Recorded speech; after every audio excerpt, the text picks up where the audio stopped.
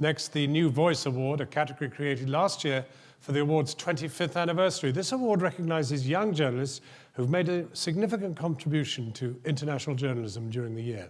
Let's hear more about each nominee. George Arbuthnot. In the past year, 28-year-old Sunday Times journalist George Arbuthnot has worked to expose modern-day slavery in Britain. His investigations have uncovered the shocking conditions endured by victims lured to the UK, only to be forced to work unpaid under threat of violence. In one of his reports, he highlighted the plight of Vietnamese migrant workers, forced to paint nails by day and work as prostitutes by night. Tan was identified as a victim at the age of 15 when she arrived at a hospital in northern England, 6 months pregnant. She'd been sold to human traffickers in northern Vietnam by an uncle who adopted her after her mother died.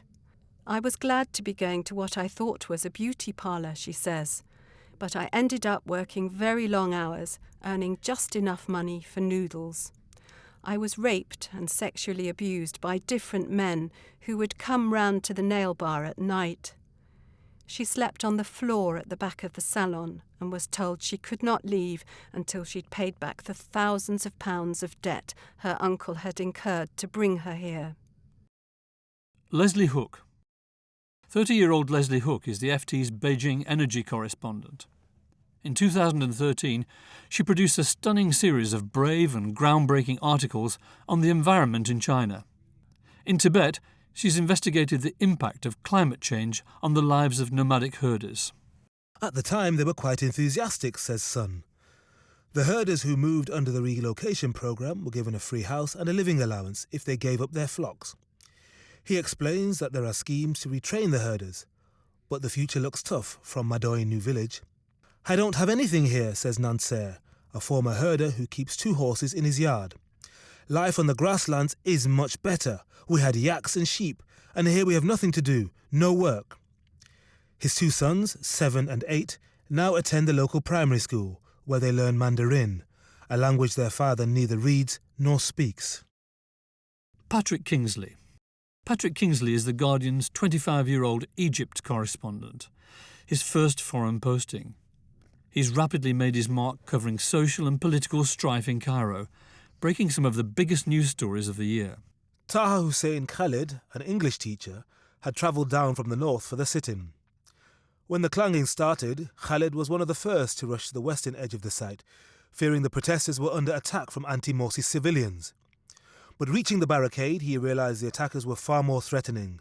State security officials firing first tear gas and then live ammunition. We stood our ground, but eventually the tear gas became too much, so we started to fall back, he said. I went through the bushes to avoid being seen, and that's when I was shot.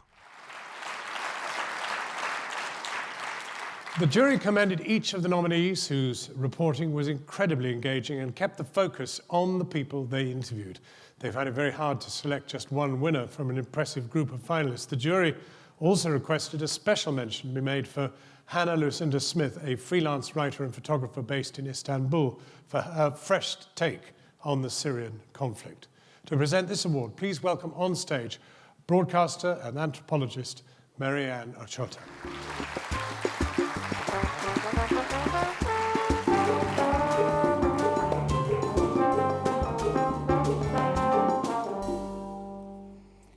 The New Voice Award is the one that inspires young people to think, that could be me. I could help change the world. I could report stories that help people understand, that challenge preconceptions and prejudice, that make a difference and force real change. The 3 shortlisted journalists, George Arbuthnot, Leslie Hook and Patrick Kingsley, have all produced powerful, authoritative work that does just that. Nurturing the next generation of journalists has to be a priority for media organisations of all sizes.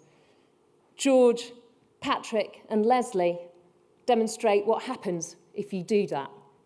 I'm honoured to announce that the winner is Patrick Kingsley.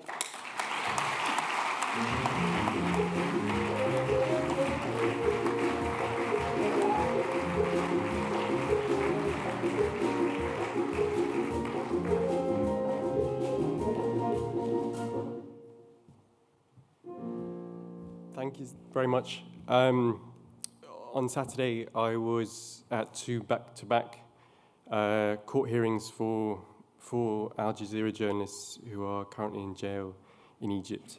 And so, as I'm lucky enough to win this award for being a new voice, I wanted to dedicate it to those people whose voices can't be heard because they're among thousands in Egypt who are locked up.